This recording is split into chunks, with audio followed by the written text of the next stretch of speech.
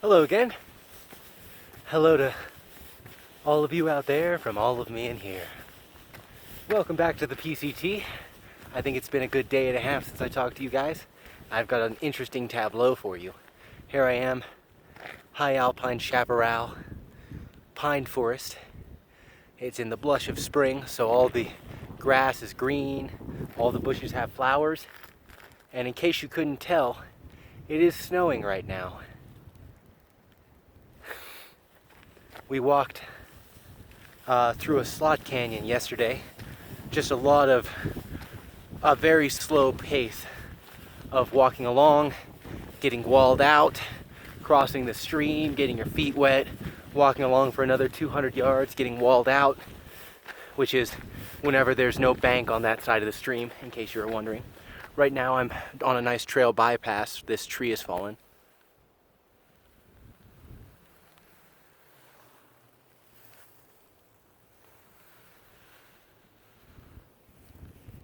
So I go up, and then I go back down on the other side, back to where the trail was. So we had a nice, interesting scramble, very entertaining hiking yesterday. Probably got walled out 50 times, lost the trail any number of times, and keyed up with a group of people, all of whom had whistles. So we would fan out, and whoever found the trail would whistle 3 times, and everyone else would come to that point, and we'd continue hiking. So some interesting, creative group navigation, which is pretty standard for the canyoneering set. And right now, we've climbed another 6,000 feet or so in the last 10 miles. And we're in this high alpine, 7,500, 8,000 feet. We are still in the desert, it's hard to tell. A fire must have swept through here a while back.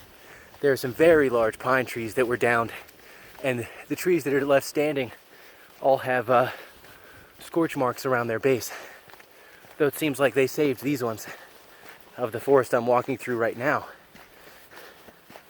I'm always happy to see living trees, especially this high up.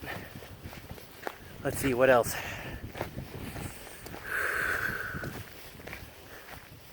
Pops and I, that's Tom for all my home YouTube viewers, teamed up with another fellow named Spot, who's hiking a bit ahead of me at the moment.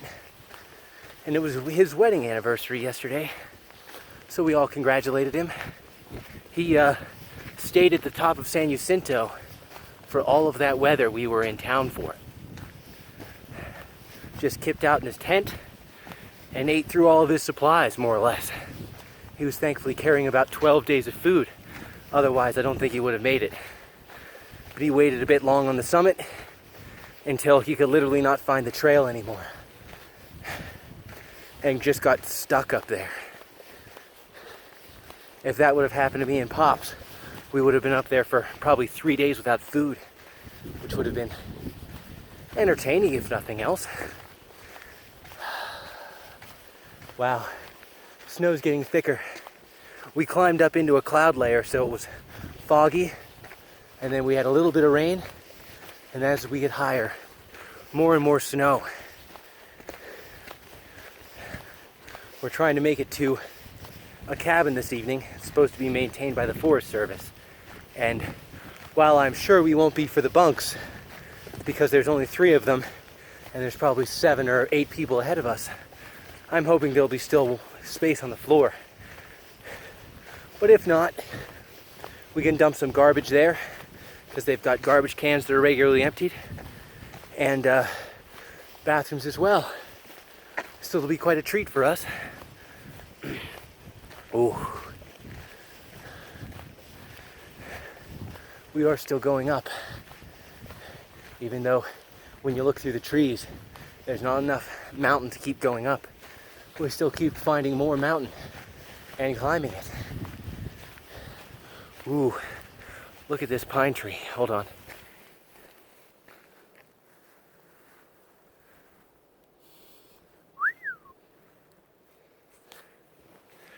That thing is probably 100 feet high.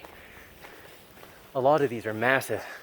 Some of the older ones that had fallen down were, you know, they were wide enough that 2 people could not fit their arms around them, probably 12 feet around at the base. Just massive, massive trees. Anyway, this is what desert hiking looks like. You want to see? Hiking on sand, surrounded by trees, stream down there, and snowing. Very entertaining, at least.